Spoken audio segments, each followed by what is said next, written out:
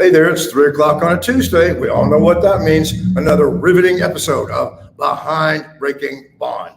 Andy Kahn is working in Austin today, so filling in for him is his boss, Rania. Hello, thank you for having me. Yes, introduce yourself. Rania Mancario, CEO of Crime Stoppers. Thrilled to be here. No, I'm not Andy Kahn, but I'm so happy to be here and to welcome you, Congressman. Thank you. Yes, we have Congresswoman and mayoral candidate Sheila Jackson Lee. Last Tuesday, we had John Whitmire, and we're just thrilled to have you today. I know it's just got to be crazy for you right now, all the things you have to try to get done before Saturday.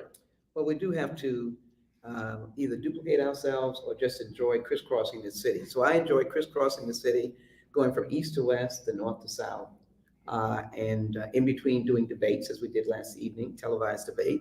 But we spent the weekend really engaging, and of course, Sunday is a day that you can visit our places of worship in many instances, just to worship, but also be grateful for any acknowledgement that this is another important time. It's voting time, and but also listening to people and finding out their issues. What do you hear? What are people really concerned about? You know, housing in many of the places that I've been is crucial. People want to be stable. They want stability. They want to be able to live in a place, whether it's an apartment or whether it's their own home for a period of time. Where it's safe. Where it's safe. And education comes up. We all know that the mayor does not have jurisdictional authority over schools or school districts, but they do believe that the mayor can have a bully pulpit and help them make our children our number one priority. Right. And needless to say,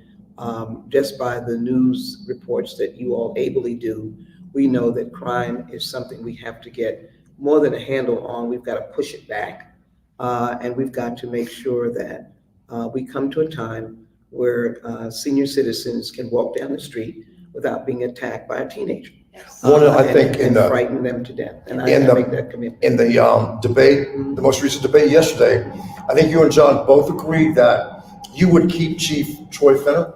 We would, and I made it clear that I would keep him past January 2nd and keep him ongoing. And just as I did a couple of weeks ago, we were able to secure, the White House called me to let them know that our monies that I had supported them on, $6.2 million, one of the highest grants was coming to HPD. And it was coming there because they put forward a proposal that showed the workings of community and police together, and also working with other support systems. So we'll get 50 new officers through those federal dollars. That's great. And I want the Department of Justice to look fondly on Houston. I'd like to get that grant every year. Yeah. That will help supplement the work that the chief is doing and his executive chiefs are doing, and also that I will do as a mayor, which will be engaging with our younger men and women, young men and women, to tell them that being a police officer is a great, great position. Not only because you fight crime, but because you help people. Right. And the people that I have seen in law enforcement, the young officers, and of course those who've seasoned, they really came in to help people. Yes. And That's what makes a good police officer. Absolutely. Somebody that's driven to help people. To help people.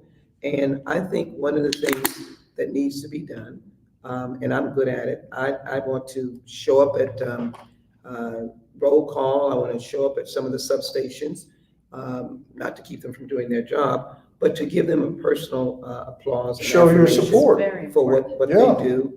And also when they go out in the neighborhood, let them know that officers are appreciated by 99% of the people. And we know that we can have good reform and good response and fairness to the citizens of Houston, the people of Houston. At the same time, we can fight crime. And I think that's what people want to know. Sure. That they'll be justly treated and we can fight crime. And they will help you be crime fighters. Yeah. You once you develop I've changed the term from community-oriented policing. I have changed it to police-community relationships. Once the police establish their relationships, they will get the scoop. Remember back in the 80s when Lee P. Brown was the police chief, he started this whole neighborhood policing, and it really worked. Well, if you've heard me, I'm the only one that keeps saying over and over again that's what I will implement. I want to go back to neighborhood directed policing. I Yeah, want to go back to storefronts. I don't have any concern whatsoever that I'll get the funding from private sources to be able to keep that storefront open. Now, obviously, you have to make sure that you can support the officer that is there. right. But I have great faith in Chief Finner and his brass to be able to direct patrols in a way that they're tied to that storefront. People see them there, they're in for a bit, and then they're out patrolling the area. It worked beautifully. It also gives people a place to come. It Right. can be intake, it can be information Right. gathering, and it can also be a sense of pride that a neighborhood says, that's our storefront. Right. That's our police And I station. know that police, I know That's that, right. that's Officer Joe, and Right. we're friends, and I trust him, and And there's it so builds many up the benefits school from it. And, you know, Yeah. the people, the community, and I think what you're talking about is police morale. And Yeah, that's so important because that took a hit a few years ago, Right. right? And so the notion of community policing is of course huge with Crime Stoppers of Houston, and you called on all crime fighters to come together, and I love that. What would you do though when you look at crime and mental health? You know, if we take it a step further, there's a nexus there between untreated mental health and an increase in crime. We have to, the first thing I'd like to do is not associate all persons suffering from mental health needs with acting criminally. And I'd also like to make sure that the bad actors get taken off the street and not unfairly blame Right. mental health concern.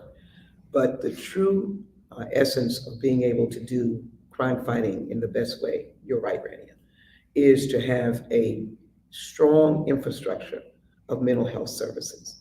And not even to the extent of giving the police officer some training or putting a few people on the street. There has to be sort of a collaborative effort where there is a mental health infrastructure that is there morning, noon, and night, and is also there to catch people who are about to do harm to themselves or their families. yeah, And in order for that to happen, it can't be a 311 number, it's gotta be. a whole number, separate, that's a good a idea. number. Yes, it's Yeah, gotta be where the family says that I can call this number and, you know, Pete or Mary, or whoever it is, will not wind up in a police cell. right, because you Yeah. really don't need the police, you know, you can need get some, them beforehand. right, Without the gun or the knife in their hands. I know how difficult it is if they're in circumstances with a gun or knife in their hand. yeah, But you need to get them beforehand. You need to get them when they are also in the beginning stages and the family has seen this over and over again and they don't know where to call or what to do. right, You need to be able to do. So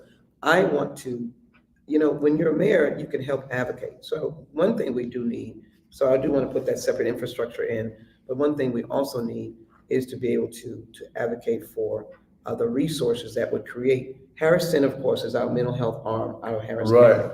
County. They are mostly with intake people that they're dealing with.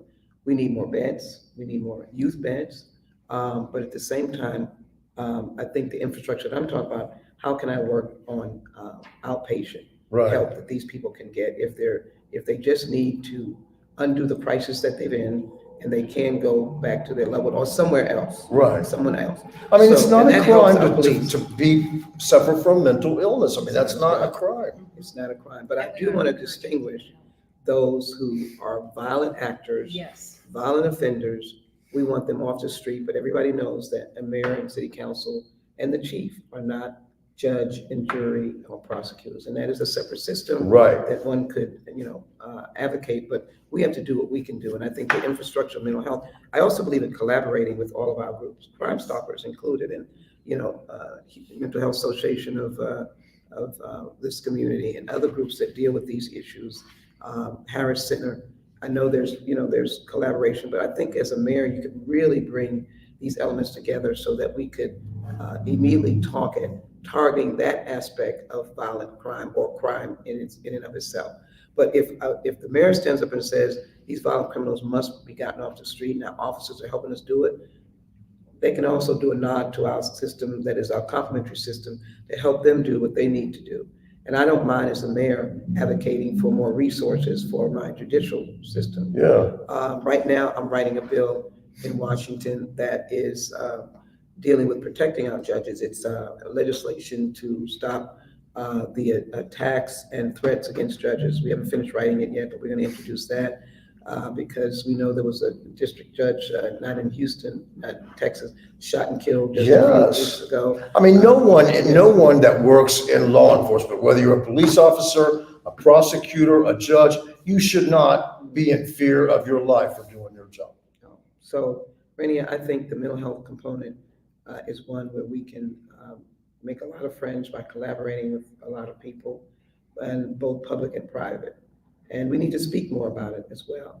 And that's one, hopefully, asset that I'll bring is working with groups and selectively making sure that the mayor speaks of what is important, that then gives more support, more coverage, more funding, however I can help. And then the private sector with public help just blossoms because they've gotten more attention to what they're trying to do.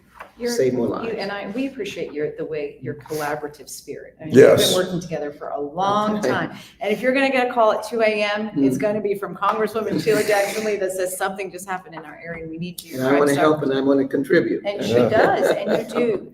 But as we go out in the community, we notice a lot of people don't understand the distinction between what you can do as mayor when it comes to crime and public safety and what the county does, their jurisdiction. And how do we educate the community? What are your thoughts on that? That's an important question. And I think we need to be more verbal in our engagement of the people of Houston so they understand. Now, we gave $50 million federal dollars for the One Safe Houston. I think it will be important, the new mayor coming in, Mayor Jackson Lee, to really take that proposal apart and let the people know what worked. Yeah. And how many good news stories came out of that. And we should not diminish when the chief says that homicide has gone down. I believe him. Right. And he says that it came about through the $50 million federal dollars and he had a very large part of putting together the One Safe Houston. So don't think it was, a single road. It was a road that he was very much, and his staff. And so once we give people comfort, oh, look at this, the bicycle attacks have gone down or crashes have gone down, people begin to buy in that there's hope. Yeah. We want to give people hope. Everybody needs to have hope. That's right. That we all want to live Yeah. in a society where you have hope, things are going to be okay, and we're all going to be And good. you're going to be back to your neighborhood again. of That's walking. right. As it relates to crime against the elderly, again, I'm going to be passionate about crime against the elderly and our children. And so they're going to see a mayor that does not fool around. Elders have to be safe. I think there needs to be a special unit dealing with elderly crime. Sure. We need to find a way to, now that particular incident was in West University, a Right. different jurisdiction. Yes. But we need to find a way to give the elderly the comfort about break-ins in their house, about them walking the neighborhood. And so that's something where you can put the heads together of leading law enforcement partners like constables, the sheriff's department, as I said, the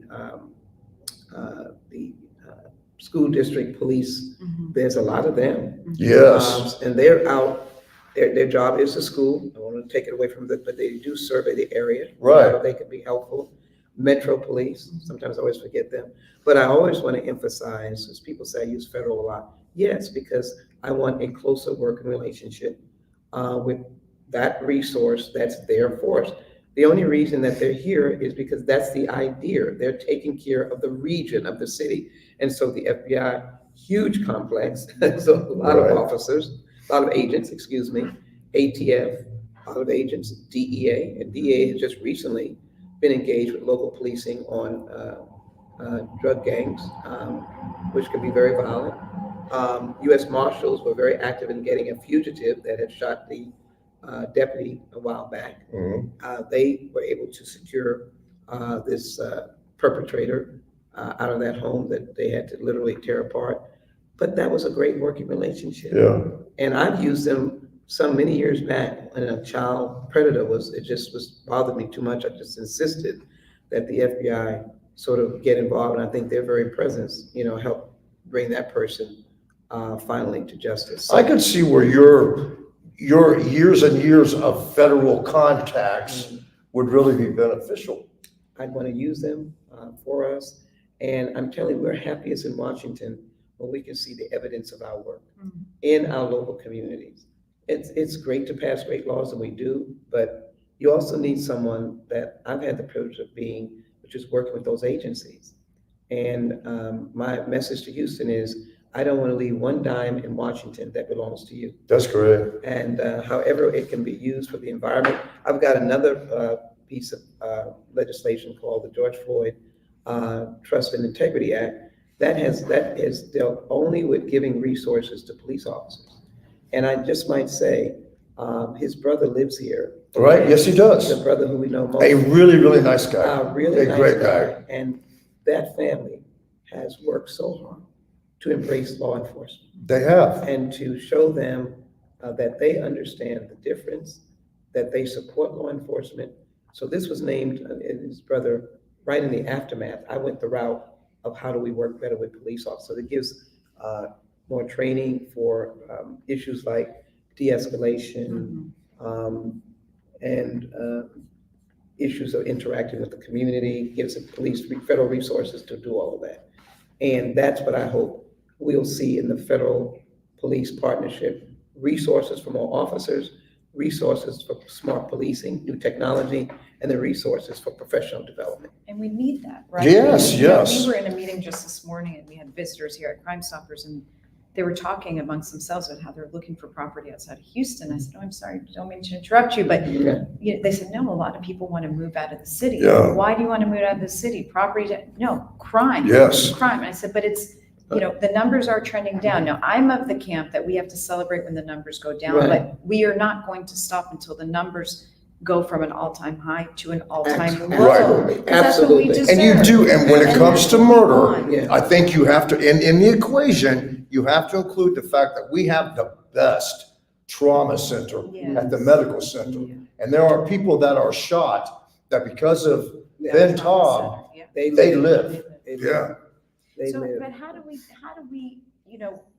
we identify the issues, work on the issues, call for changes while encouraging people stay and fight with us? Don't give up on Houston. I just read a report that Houston's going to surpass New York and LA and other major cities in America coming up soon. And we want Houston to be the safest and the greatest city it can possibly be. So, how do we as an organization support you as an incumbent? You said something earlier. We've got to do more in building up the good news. Mhm. Yeah. I'll give Randy an idea, and I bet you before I leave here, he'll utilize it. Honor a police officer a month. Mm. Tell some story of some officer that got a crook or helped the cat get out of the tree. Maybe that's the firefighters. I love you, firefighters. It could be a cop, highlight you. right? Yes. Yeah. They all deserve highlights. Yeah. And build up our positives Yeah. and do the contrast. We're not encouraging people to move to other cities, so just say crime in such and such city is this high. Crime in Houston, equally situated, is here. But we're making, our progress is that it's going down. It's going down. This is a place to live, and highlight just the wonderful assets. You can be in an urban setting in Houston, but still have the peace of trees, Yeah. beautiful homes, beautiful apartments. You can live in what looks like Mhm. a small little neighborhood right in the middle of That's correct. Houston. Absolutely, and that's what I think we need to do. As mayor, I'm gonna be the good story mayor, highlighting good stories. I'm gonna do that in our kids, schools, and then our public safety folks. So people can feel, oh, he's out there working, he got a bad guy, it's okay for me to be out and about. I Nothing's love coming your, you're very positive, and I love that. You're like me, you're the glass is half full person, right? Not the glass is half empty. Well, I want you to finish, I'm a crime fighter, Yes. smart, proficient, and collaborative, because we will not be able to fight crime by saying, you police officers, go do it, or you firefighters, go put out the fire. We're gonna have to work together as a community, and every asset is important, including Crime Stoppers has been vital in helping us get the bad guys off the street. You're an inspiration, and if you And Randy, you're great. remember, this is the last day of early voting. So you can early vote up until 7 o'clock this evening. Saturday, this coming Saturday, December the 9th, is Election Day. And remember, it's an honor. It's really an honor to be able to go to a poll and vote.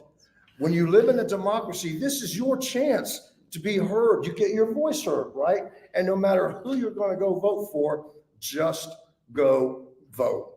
Thank you so much for watching this. And hey, be kind to yourself and everyone else. See you. Thank you.